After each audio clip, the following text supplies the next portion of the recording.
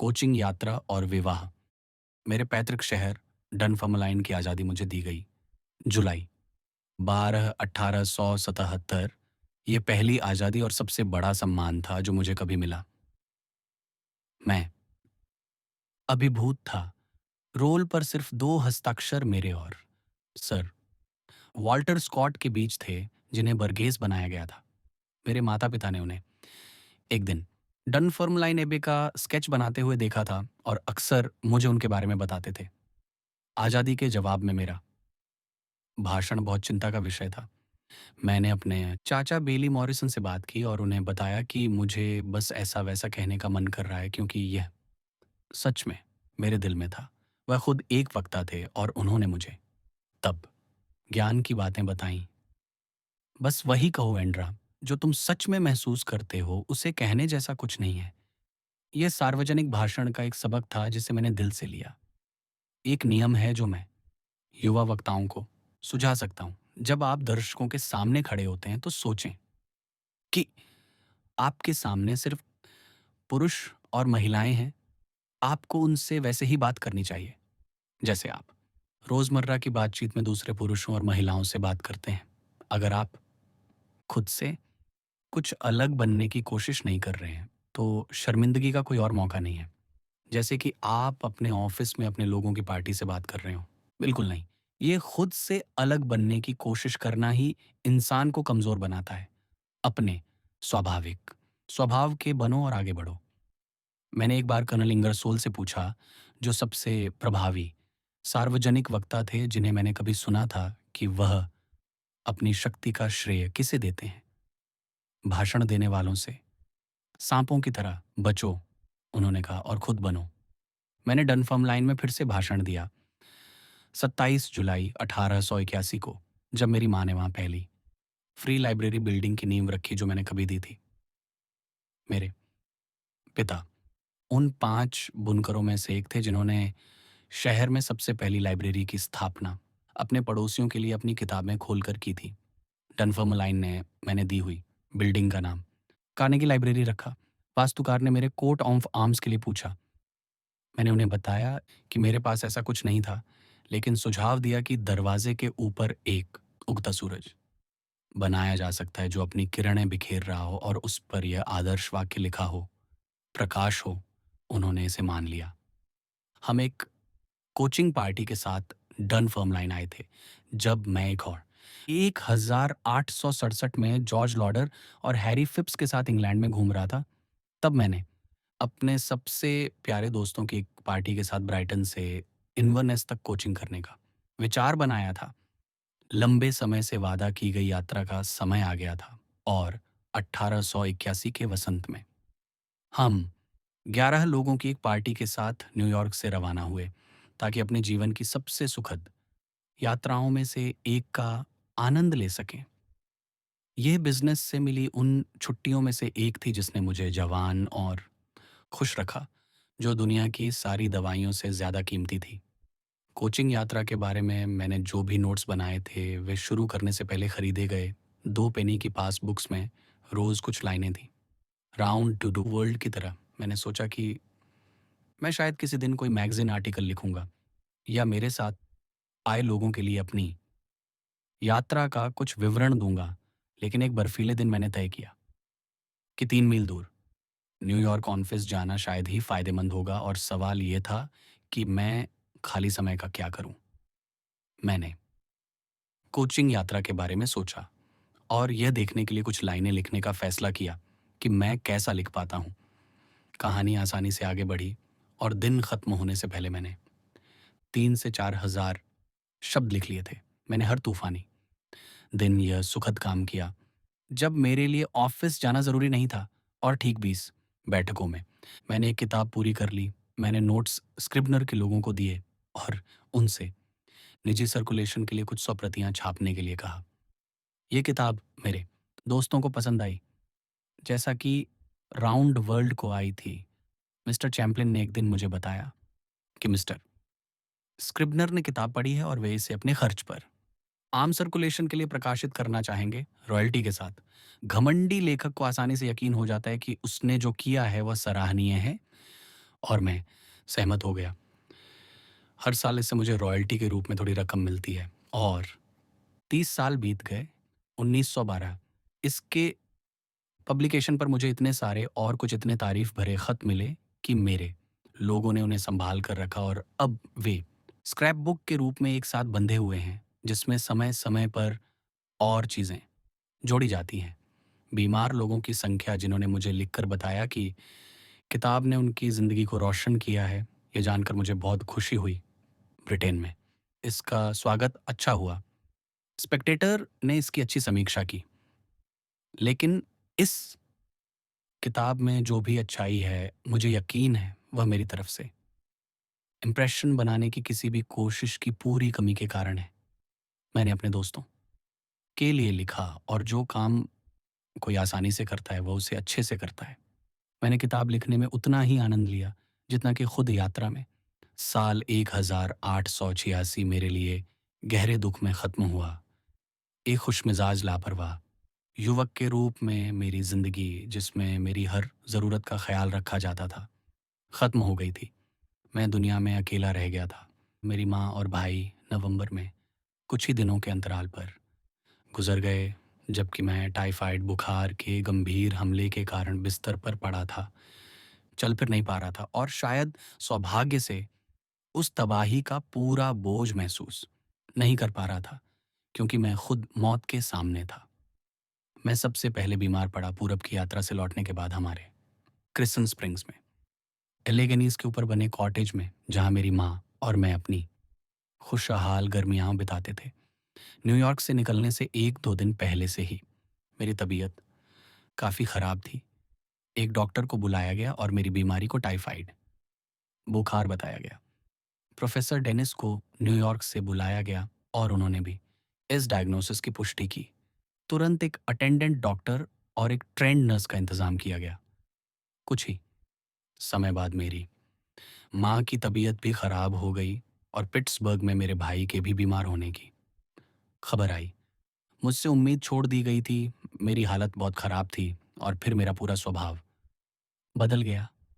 मैं शांत हो गया, सुखद विचारों में खो गया और मुझे ज़रा भी दर्द नहीं था। मुझे मेरी माँ और भाई की गंभीर हालत के बारे में नहीं बताया गया था और जब मुझे बताया गया कि दोनों मुझे हमेशा के लिए छोड़कर चले गए हैं, तो यह स्वाभाविक लगा कि मुझे भी उनके पीछे जाना चाहिए। हम कभी अलग नहीं हुए थे, तो अब क्यों हों? लेकिन किस्मत को कुछ और ही मंज़ूर था। मैं धीरे-धीरे ठीक हुआ और भविष्य मेरे विचारों में आने लगा। उसमें सिर्फ़ एक उम्मीद की किरण और सुकून था। मेरे विचार हमेशा उसी तरफ जाते थे। कई सालों से मैं मिस लुइस व्हिटफ़ील्ड को जानता था। उनकी माँ ने उन्हें सेंट्रल पार्क में मेरे साथ घुड़सवारी करने की इजाज़त दी थी। हम दोनों को घुड़सवारी बहुत पसंद थी। दूसरी युवा लड़कियाँ भी मेरी लिस्ट में थीं। मेरे पास अच्छे घोड़े थे और मैं अक्सर पार्क में और न्यूयॉर्क के आसपास उस ग्रुप की किसी न किसी के साथ घुड़सवारी करता था। आखिर में बाकी सब साधारण इंसान बन गईं।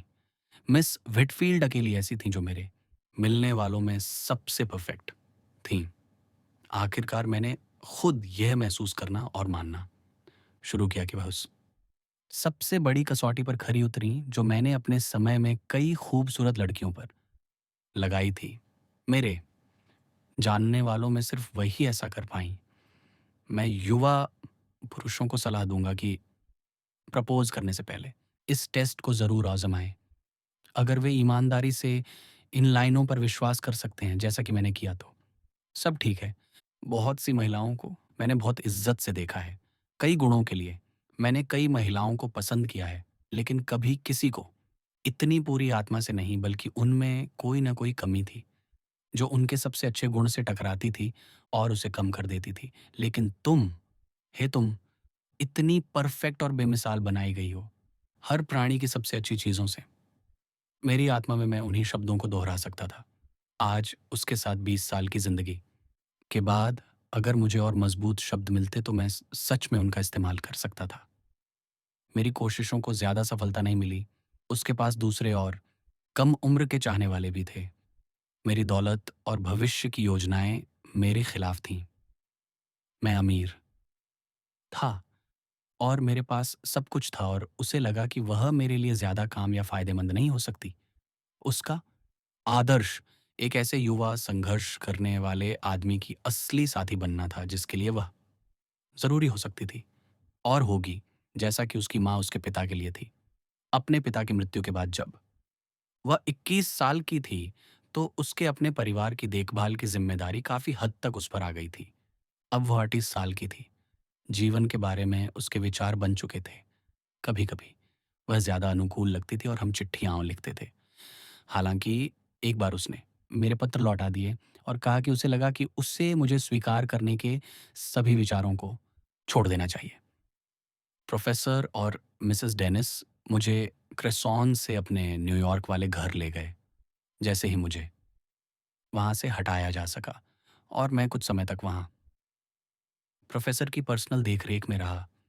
मिस व्हिटफ़ील्ड मुझसे मिलने आईं, क्योंकि मैंने क्रेसॉन से पहला पत्र उन्हें ही लिखा था। अब उसने देखा कि मुझे उसकी ज़रूरत है। मैं दुनिया में अकेला रह गया था। अब वह हर मायने में साथी बन सकती थी। अब उसका दिल और दिमाग दोनों तैयार थे और दिन तय हो गया। हमारी शादी 22 अप्रैल 1887 को न्यूयॉर्क में हुई थी और हम अपने हनीमून के लिए निकल पड़े, जो आइल ऑन वाइट पर भी था। जंगली फूल पाकर वह बहुत खुश हुई। उसने wandering, willie, heartsease, forget me not, primrose, wild thyme और उन सभी साधारण नामों की सूची के बारे में पढ़ा था जो अब तक उसके लिए सिर्फ नाम थे। हर चीज ने उसे मोहित कर दिया। अंकल लॉडर और मेरे एक चचेरे भाई स्कॉटलैंड से आए और हमसे मिलने आए और फिर हम जल्द ही किलग्रेस्ट में उस निवास पर चले गए जो उन्होंने हमारे लिए गर्मियों बिताने के लिए चुना था। स्कॉटलैंड ने उसे अपना बना लिया। इसमें कोई शक नहीं था, उसने बचपन में स्कॉटलैंड के बारे में पढ़ा था, स्कॉट के उपन्यास, और स्कॉटिश चीफ्स उसके पसंदीदा थे। वह जल्द ही मुझसे ज़्यादा स्कॉटिश हो गई। ये सब मेरे सबसे प्यारे सपनों को पूरा कर रहा था। हमने डनफर्म लाइन में कुछ दिन बिताए और उनका खूब आनंद लिया। मेरे बचपन की जगहों और घटनाओं के बारे में सभी ने उसे बताया। उसे अपने पति के बारे में सिर्फ तारीफ़ें सुनने को मिलीं, जिससे मुझे उसके साथ एक अच्छी शुरुआत मिली। जब हम उत्तर की ओर जा रहे थे तो मुझे एडिनबर्ग की नागरिकता प्रदान की गई। लॉर्ड रोज़बेरी ने भाषण दिया। एडिनबर्ग में बहुत भीड़ थी। मैंने सबसे बड़े हॉल में मज़दूरों को संबोधित किया और उनसे एक उपहार मिला, जैसा कि श्रीमती कार्नेगी को भी मिला, एक ब्रोच जिसे वह बहुत महत्व देती है। उसने पाइपर्स कंपनी, उनकी पूरी शान में सुना और देखा और उसने विनती की कि हमारे घर में एक होना चाहिए, एक पाइपर जो घूमकर हमें सुबह जगाए और हमें रात के खाने के लिए भी बचाए। वह दिल से अमेरिकी है और कनेक्टिकट प्यूरिटन भी है। उसने घोषणा की कि अगर उसे किसी अकेले द्वीप पर रहने के लिए मजबूर किया जाए और सिर्फ एक संगीत वाद्य यंत्र चुनने की अनुमति दी जाए, तो वह पाइप्स होंगे। पाइपर को जल्दी ही मिल गया। एक ने फ़ोन किया और क्लूनी मैकफर्सन से परिचय पत्र प्रस्तुत किए। हमने उसे काम पर रखा और जब हम किलग्रेस्टन घर में दाखिल हुए तो वह हमारे आगे आगे पाइप्स बजा रहा था। हमने किलग्रेस्टन का आनंद लिया। हालांकि श्रीमती कार्नेगी अभी भी एक ज़्यादा जंगली और ज़्यादा हाईलैंड घर की लालसा रखती थी। मैथ्यू अर्नोल्ड हमसे मिलने आए और मिस्टर और मिसेस ब्लेंस सीनेटर और मिसेस यूजीन हिल और कई दोस्त भी आए। मिसेस कार्नेगी मेरे रिश्तेदारों को डन फर्म लाइन से बुलवाती थीं, खासकर बड़े चाचा और चाचियों को। वह सबको बहुत पसंद आई। उन्होंने मुझसे हैरानी जताई कि उन्होंने मुझसे शादी कैसे की, लेकिन मैंने उनसे कहा कि मुझे भी उतनी ही हैरानी हुई थी। यह शादी शायद पहले से ही तय थी। जब हम न्यूयॉर्क लौटे तो हम अपने पाइपर को अपने साथ ले गए और अपनी हाउसकीपर और कुछ नौकरों को भी। मिसेस निकोल अभी भी हमारे साथ हैं और अब 20 साल की वफादार सेवा के बाद परिवार के सदस्य की तरह हैं। जॉर्ज इरविन हमारा बटलर 1 साल बाद हमारे पास आया और वह भी हम में से एक है। मैगी, एंडरसन नौकरों में से एक भी वैसी ही है। वे समर्पित लोग हैं, ऊंचे चरित्र और सच्ची वफादारी वाले। अगले साल हमें क्लूनी कैसल की पेशकश की गई और हमने उसे ले लिया। हमारा पाइपर ही वह आदमी था जिसने हमें इसके बारे में सब कुछ बताया। वह वहीं पैदा हुआ और पला बड़ा था और शायद उसी ने उस घर को चुनने में हमें प्रभावित किया जहां हमने कई गर्मियां बिताईं। 30 मार्च 1897 को हमारी बेटी का जन्म हुआ। जब मैंने पहली बार उसे देखा तो मिसेस कार्नेगी ने कहा, इसका नाम तुम्हारी माँ के नाम पर मार्गरेट है। अब मुझे एक गुजारिश करनी है। क्या है लू? हमें गर्मियों के लिए एक घर लेना चाहिए क्योंकि हमें यह छोटी बच्ची मिली है। हम किराए पर अब नहीं ले सकते और एक निश्चित तारीख को आने जाने के लिए मजबूर नहीं हो सकते। ये हमारा घर होना चाहिए। हाँ, मैंने सहमति दी। मैं सिर्फ एक शर्त रखती हूँ। वह क्या है? मैंने पूछा। ये स्कॉटलैंड के हाईलैंड्स में होना चाहिए। भगवान तुम्हारा भला करे, मेरा जवाब था। यह मुझे सूट करता है। तुम जानती हो कि मुझे सूरज की किरणों से दूर रहना है और हम हीदर के बीच से बेहतर जगह कहाँ पा सकते हैं। मैं जांच करने और रिपोर्ट करने के लिए एक कमेटी बनूंगा। स्किबो कैसल उसका नतीजा था। अब 20 साल हो गए हैं जब मिसेस कार्नेगी ने मेरी जिंदगी में कदम रखा और उसे बदल दिया। मेरी माँ और इकलौते भाई के गुजर जाने के कुछ महीने बाद जब मैं दुनिया में अकेला रह गया था, उसने मेरी जिंदगी को इतना खुशहाल बना दिया है कि मैं उसके बिना जीने की कल्पना भी नहीं कर सकता। मुझे लगा था कि जब उसने फर्डिनेंड का टेस्ट पास किया तब मैं उसे जान गया था, लेकिन मैंने उसके गुणों की सिर्फ ऊपरी सतह ही देखी और महसूस की थी। उनकी पवित्रता, अच्छाई, बुद्धिमत्ता की गहराई को मैंने नहीं समझा था। हमारी सक्रिय, बदलती हुई और बाद के सालों में कुछ हद तक सार्वजनिक जिंदगी की हर मुश्किल में, दूसरों के साथ अपने सभी रिश्तों में, जिसमें मेरा परिवार और उसका अपना परिवार भी शामिल है, उसने खुद को एक डिप्लोमैट और शांति बनाने वाली साबित किया है। जहां भी उसका आशीर्वाद वाला प्रभाव फैलता है, शांति और सद्भावना उसके कदमों के साथ चलती है। ऐसे दुर्लभ मौकों पर जब बहादुरी भरे काम की ज़रूरत होती है, तो वह सबसे पहले इसे समझती है और उस भूमिका को निभाती है। शांति बनाने वाली ने अपनी पूरी ज़िंदगी में कभी किसी से झगड़ा नहीं किया, यहाँ तक कि अपने स्कूल के दोस्तों से भी नहीं, और इस धरती पर ऐसा कोई इंसान नहीं है जो उससे मिला हो और उसे नज़रअंदाज करने की थोड़ी-सी भी शिकायत हो। ऐसा नहीं है कि वह सबसे अच्छी चीज़ों का स्वागत नहीं करती और जो चीज़ें अच्छी नहीं हैं, उनसे धीरे से बचती नहीं है। उससे ज़्यादा कोई भी चीज़ों को लेकर इतना चूज़ी नहीं है। लेकिन न तो पद, न दौलत और न ही सामाजिक स्थिति उस पर ज़रा-सा भी असर डालती है। वह कभी भी रूखा व्यवहार या बात नहीं कर सकती। सब कुछ एकदम सही तरीके से होता है। फिर भी वह कभी भी अपने स्टैंडर्ड को कम नहीं करती। उसके करीबी लोग सिर्फ़ सबसे अच्छे लोग होते हैं। वह हमेशा सोचती रहती है कि वह अपने आस-पास के लोगों का भला कैसे कर सकती है। ज़रूरत पड़ने पर इसके लिए और उसके लिए प्लान बनाती है और ऐसे समझदारी भरे इंतज़ाम या तोहफ़े देती है, जो उसके साथ काम करने वालों को हैरान कर देते हैं। मैं उसके बिना इन 20 सालों को बिताने की कल्पना भी नहीं कर सकता और न ही मैं उसके बाद जीने का ख़्याल बर्दाश्त कर सकता हूँ। कुदरत के हिसाब से मुझे इसका सामना नहीं करना पड़ेगा, लेकिन फिर यह सोचकर कि उस पर क्या बीतेगी, एक औरत जो अकेली रह जाएगी, जिसे इतनी सारी चीज़ों पर ध्यान देना होगा और फ़ैसले लेने के लिए एक आदमी की ज़रूरत होगी, मुझे बहुत ज़्यादा दर्द होता है। और कभी-कभी मैं चाहता हूँ कि यह सब मुझे उसके लिए सहना पड़े। लेकिन फिर उसके जीवन में हमारी प्यारी बेटी होगी और शायद वह उसे सब्र देगी। इसके अलावा मार्गरेट को अपने पिता से ज़्यादा उसकी ज़रूरत है। क्यों? ओह! क्यों? हमें उस स्वर्ग को छोड़ने के लिए मजबूर किया जाता है जो हमने धरती पर पाया है और हम नहीं जानते कि कहाँ जाना है। क्योंकि मैं जेसिका के साथ कह सकता हूँ, ये बहुत सही है कि लॉर्ड बस्सानियो एक नेक ज़िंदगी जी, क्योंकि अपनी पत्नी के रूप में ऐसा आशीर्वाद पाकर उन्हें स्वर्ग की खुशियाँ यहीं धरती पर मिलती है।